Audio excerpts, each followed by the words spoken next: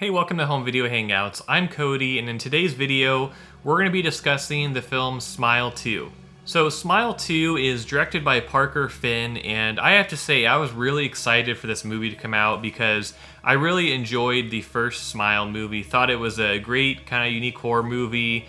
Had some pretty creepy scenes in it, and was just a lot of fun to watch. And I actually have a giant poster of the original movie in my house, which I love having.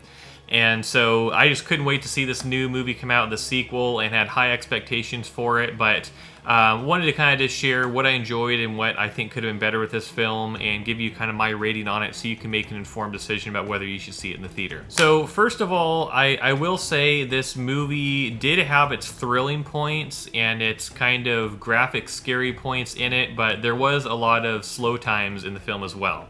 When this movie first starts, it is going right into the scares, right into the action, and I appreciate that. But once kind of this initial sequence in the film happens, there's a lot of slow sequences, drama kind of going on, and this film largely focuses on the main character, who is a woman who's a famous pop star, basically.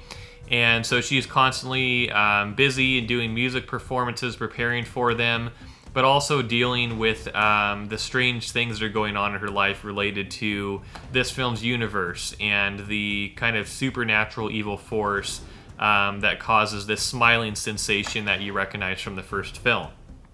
And so what we see in this film in terms of how it was made is there's a lot of drama being built up for this main character, and then there's occasional jump scares that happen, and then there's a lot of build up to where you think something's going to happen, and sometimes it does, sometimes it doesn't. And there's also multiple kind of disturbing, gory images. So most of the scares in this film are either going to be a quick jump scare where you kind of see it coming, but then there's a lot of loud, surprising audio to go with it. Or it's going to be something where you're seeing some graphic, gory type images that are supposed to scare you. And so that's kind of the route they took here.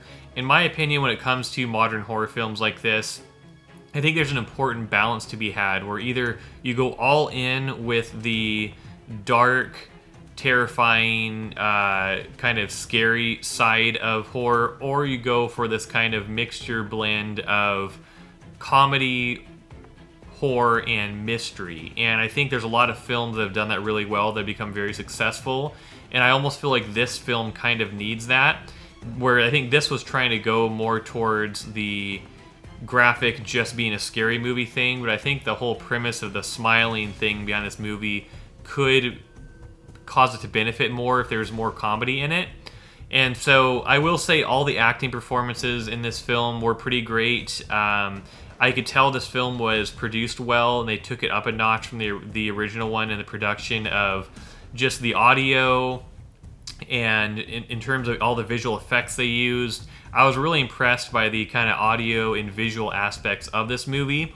It was more what they did with the plot and where they went with the film that is what I wasn't as big of a fan of. I think if you were to look just at the plot itself and the characters themselves, it's easier to appreciate the first film. But then when you look at the actual production value, this one was better.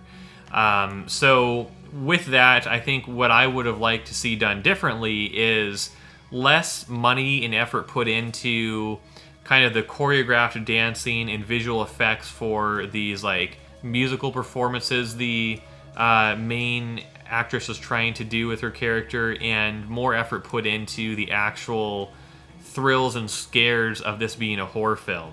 I think there's just a little bit too much day-to-day drama mixed in here, and if you're going to do that, I think it needs to go a little more towards the comedy side of things. That's just my opinion.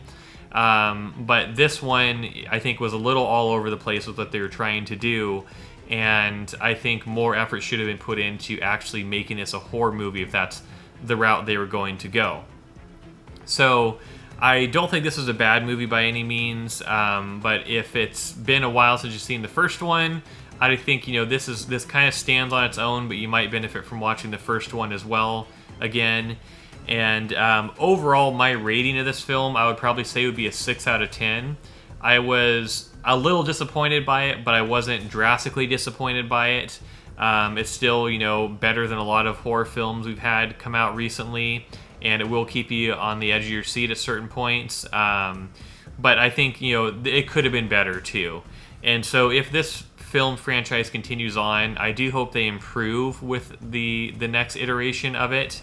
And I think it's fine that they're not necessarily going with a continuation of original characters or anything. I think having each film stand alone works pretty well for this.